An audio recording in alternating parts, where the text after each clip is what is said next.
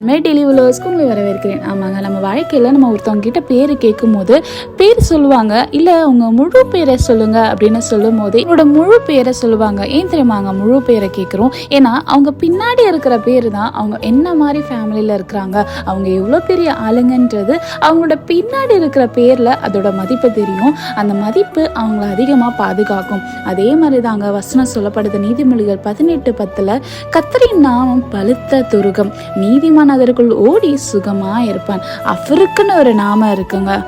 யாரெல்லாம் சொல்றாங்களோ அவங்களுக்கு விடுதலை நடக்கும். அவருடைய நாமத்தை சொல்லி யாரெல்லாம் அவர்கிட்ட ஓடி வராங்களோ அவங்களுக்கு ஒரு பெரிய பாதுகாப்பு இருக்கும். எப்படி ஒரு பின்னாடி இருக்கிற பேரு மற்றவங்களை பாதுகாக்குதோ, ஒரு மனுஷனான ஒருத்தவங்களையே பாதுகாக்கும் போது படைத்த தேவனுடைய நாமம் எவ்வளவு பெரிய அதிகங்களை பாதுகாக்கும்லங்க. அதனால இயேசு என்னும் நாமத்துல விடுதலை இருக்கு.